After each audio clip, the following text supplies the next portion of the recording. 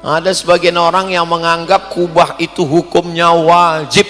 Kalau nggak ada kubah berarti nggak masjid. Padahal kubah tidak ada pada masjid yang dibangun oleh Nabi Muhammad sallallahu alaihi wasallam. Waktu Nabi bangun masjid, atapnya pelepah korma, rata, nggak pakai kubah.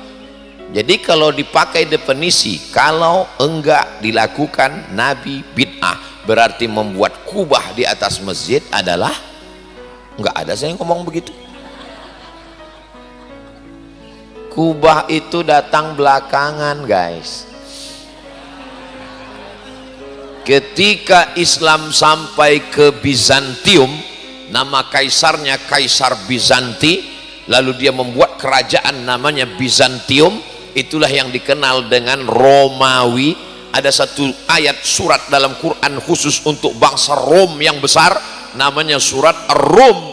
Ghulibatir Rum, bangsa Romawi dikalahkan oleh Persia, karena waktu itu ada blok barat dan blok timur. Blok baratnya Rum.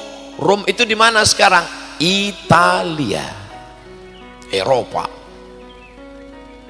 Persia di mana sekarang? Iran, Asia. Dulu zaman Nabi kerajaan yang besar. Ketika Islam sampai di Rom, ada satu ciri khas bangunan Romawi.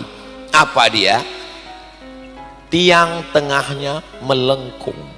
Nanti adik-adik sampai ke Istanbul, di situ ada bangunan Romawi yang besar, didirikan oleh Kaisar Konstantinopel.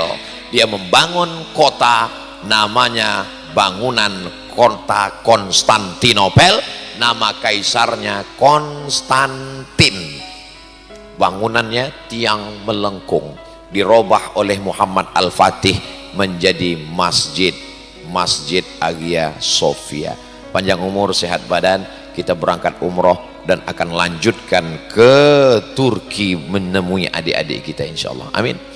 Umroh akbar ke Turki bersama Ustadz Abdul Somad. Siap berangkat? Ongkos tanggung masing-masing. Kita jenguk adik-adik kita, anak-anak kita. Masya Allah betapa indahnya. Doakan anak Ustadz Somad juga bisa mengikut jejak kakak-kakaknya ke Turki insya Allah. Belajar di Turki ini, oh andailah saya bisa muda lagi, saya ingin belajar di Turki. Kenapa? Bisa hafal Quran, negerinya cantik dan indah, musim salju bisa foto-foto update status, dan yang paling keren bisa memperbaiki keturunan. Jadi Ustadz nyesal nih ketuaan. Ya kalau kita nggak bisa, anak kita kan bisa insya Allah. Takbir! Sekalian akan berjihad di Turki nanti insya Allah. Maka bangunan dengan tiang melengkung itulah disebut dengan kubah. Batunya disusun. Nanti kalian akan melihat adik-adik, batu yang disusun menjadi tiang melengkung. Karena kalau tiangnya melengkung, nggak ada tiang di tengah. Kalau nggak ada tiang di tengah, sholat nggak putus. Islam ini mengambil arsitektur yang cantik dan indah, walaupun datang bukan dari orang Muslim, bukan dari orang Islam. Jadi kalau ada komen-komen di Instagram, Somad jangan pakai sepeda motor, motor itu bukan orang Islam yang buat. Saya nggak mau balas. Kalau saya mau balas, bodoh.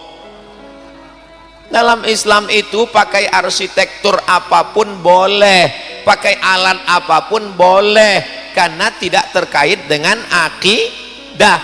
Dalam masalah akidah itu yang nggak boleh. Wala ana abidum ma'abattum wala antum abiduna ma'abud lakum dinukum. Kubah itu bukan dari Nabi Muhammad SAW. Lalu kenapa masjid pakai kubah?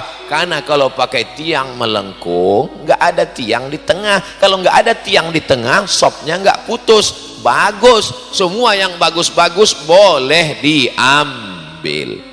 Mana ada Nabi membangun masjid pakai atap seperti Masjid Jami'an Nikmah. Ini pun kubahnya bid'ah juga ini. Bukan cuman yang melengkung bid'ah, tapi karena bagus. Rata-rata yang begini diambil dari arsitektur Masjid Demak yang didirikan oleh Wali siji loro telu papat lima enam pitu wolu songo. Pripun kabare apik? Sedulur sederek sedaya muga-muga sing melu acara iki padha kabeh mlebu nang surga.